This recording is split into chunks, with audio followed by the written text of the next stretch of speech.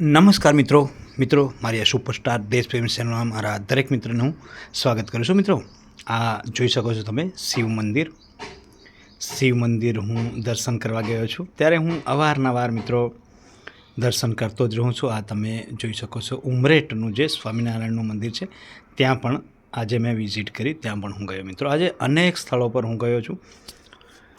વડતાલ ધામમાં ખૂબ જ એવું સુંદર મંદિર જ્યાં ભગવાનનો વાસ સાક્ષાત ભગવાન આ પહોંચી ગયો મિત્રો। વાત કરતાં ત્યાં પહોંચી ગયો, ત્યાંના દ્રશ્યો જુઓ। અહીંયા તમને એવા દ્રશ્યો જોવા મળશે મિત્રો જે તમે જીવનમાં ક્યારે પણ નહીં જોયા। અંદર હું એન્ટ્રી કરી રહ્યો છું, સામે તમે જોઈ શકો છો વડતાલ ધામને મિત્રો। તો અહીંયા જે તમને આ પબ્લિક જે લોકો જોઈ રહ્યા છે ને, ત્યાં તમને એસી જેવું મહેસૂસ થશે દોસ્તો। તમે એક એસીમાં છો ને એ મહેસૂસ કરી શકશો મિત્રો।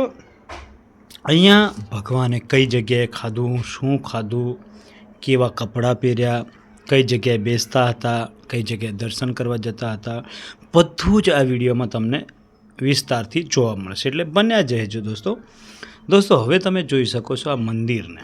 આ મંદિરના દ્રશ્યો એટલા ખૂબસૂરત, અહીંયાનું લોકેશન એટલું ખૂબસૂરત યાર। મને એવું લાગ્યું કે પર્સનલી યાર હું કોઈક બહારની દુનિયામાં જતો રહ્યો, યા તો સ્વર્ગમાં જીવી રહ્યો, એ સ્વર્ગમાં આવી ગયો એવું મને સુકૂન મળ્યું મિત્રો।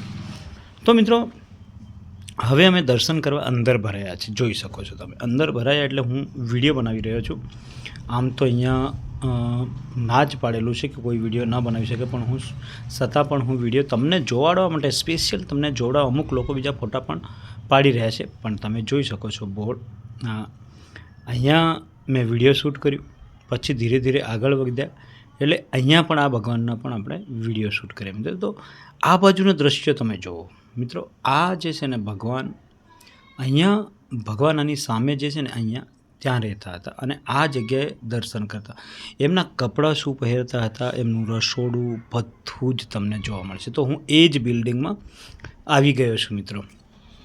હવે ધીરે ધીરે આ બાજુ જઈ રહ્યો છું, તમને જોડાવીશ। એમના કપડાં લોકો જોઈ રહ્યા છે, જોવા ખૂબસૂરત દ્રશ્ય ભગવાનનું જે હિંચકે હિંચી રહ્યા છે, ભગવાન હિંચકે હિંચતા તમને જોવાઈ રહ્યા છે મિત્રો। તો ભગવાનને નમન પણ કરતા રહેજો અને તમને મોકો મળે તો આ જગ્યાની આવી જગ્યા પર જજો મિત્રો, કેમ કે યાર આપણને જીવન મળ્યું છે તો કંઈક ભગવાનની ભક્તિમાં પણ સમય આપવો ખૂબ જરૂરી છે। આ જિંદગી અનમોલ જિંદગી છે, ભક્તિ કરવી જરૂરી, આવા સ્થળો પર જવું પણ જરૂરી। એટલે મિત્રો તમને એવું લાગશે કે આપણે જીવન જીવ્યા, કેમ કે જો આપણે આમ તેમ આજે જશું કાલે જશું કરવામાં તો ક્યારે પણ નહીં જવાય।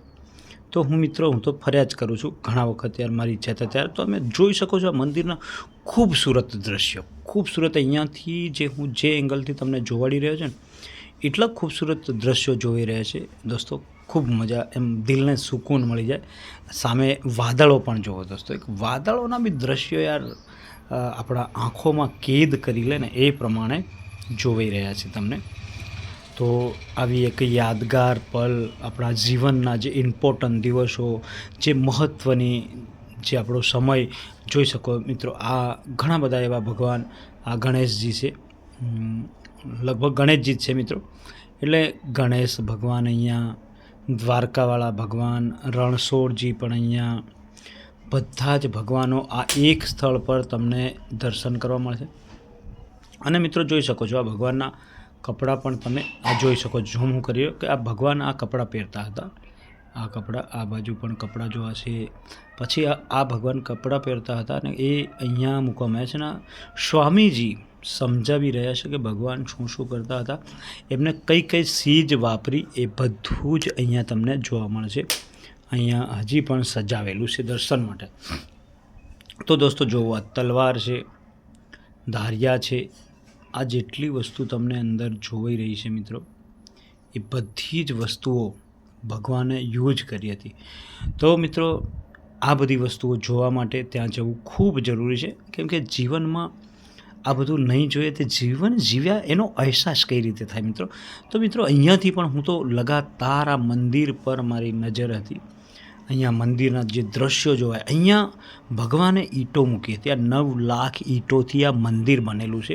અહીંયા ભગવાને પોતે મજૂરી કરી હતી ને પોતે આના પાયામાં ઈંટો મૂકી હતી અને આ 9 લાખ ઈંટોનું આ બનેલું મંદિર છે, જે ઉપર તમને જોઈ રહ્યું છે સોનાનું છે. મિત્રો આ દ્રશ્યો એટલે કંઈક ગજબના દ્રશ્યો યાર, જાણે કે કોઈક વિદેશમાં આવી ગયા એવું પણ ફિલિંગ થઈ શકે છે. કેમ કે હું વિદેશ ગયો નથી મિત્રો, પણ મને એક ફિલિંગ, એક મહેસૂસ અલગ થયો. આ જે ઉપર છે ને મિત્રો, એ સોનાનું જે મુંગટ છે એના, અને અહીંયા જે તમને આ સામે જોવાય ને એ બિલ્ડિંગમાં ભગવાન પોતે વાસ કરતા હતા, એટલે કે રહેતા હતા દોસ્તો.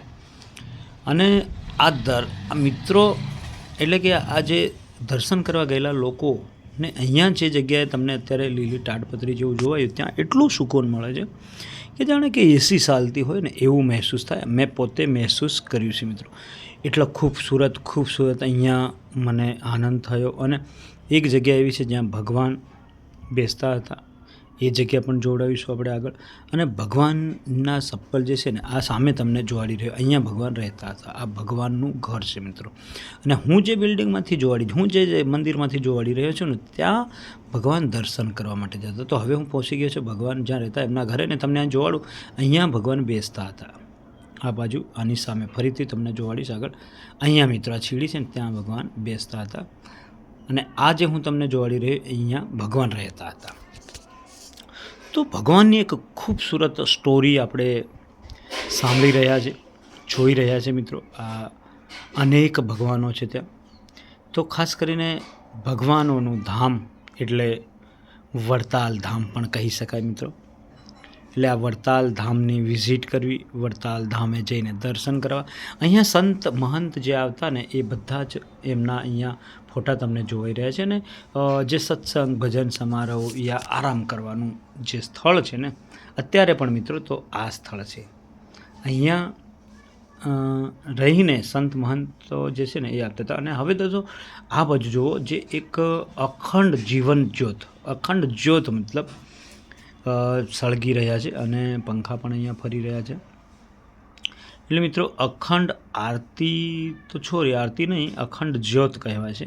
અને આ બાજુ પણ ભગવાને શું કર્યું, 896 એટલી વખત અહીંયા ભક્તોને, મહંતોને ભગવાને પોતે જમાડ્યા હતા, પોતે પીરસ્યું હતું, જમણવારી કરી હતી મિત્રો. તો જે આ તમને દ્રશ્ય જોઈ રહ્યા છે, જે ચપ્પલ તમને જોઈ રહ્યા ને, અહીંયા સુગંધ કંઈક અલગ આવે છે મિત્રો. તમે એકવાર હાથ ફેરવો, સુગંધ લો, અને સુગંધ મેળવો તો અલગ, પછી બીજી વાર તો ફરીથી પણ અલગ સુગંધ આવે છે દોસ્તો. તો હવે હું દર્શન કરીને ધીરે ધીરે બહાર નીકળી રહ્યો છું. તો અહીંયા પણ ખૂબસૂરત નજારો એવો જોવા મળ્યો મિત્રો, કે અહીંયા જોવા ગયા તો આ ખૂબસૂરત મૂર્તિ, પુસ્તકોથી લઈને અનેક એવા ફોટા, ઘડિયાળો, એટલું ભગવાનનું ખૂબસૂરત ધામ પર જાય તો કંઈક ને કંઈક યાદગારી મળે. ખૂબસૂરત અહીંયા મને બધી વસ્તુઓ જોવા મળી. આપણે લાવ્યા તો નથી કશું, પણ મેં વિઝિટ કરી છે મિત્રો. તો તમે જાઓ તો વિઝિટ કરી શકો છો મિત્રો. હવે તમે જોજો દોસ્તો, હવે અહીંયા જુઓ, જાણે કે યાર દ્વારકા કરતાં પણ વધુ સારો અનુભવ, સારો અહેસાસ મને થયો પર્સનલી દોસ્તો. એટલે હું તમારી સમક્ષ આ રજૂ કરી રહ્યો છું. ખૂબસૂરત અહીંયા લોકો આનંદ માણી રહ્યા છે. તો મિત્રો તમે પણ અવારનવાર ટાઈમ કાઢીને આવી સ્થળો પર જતા રહો.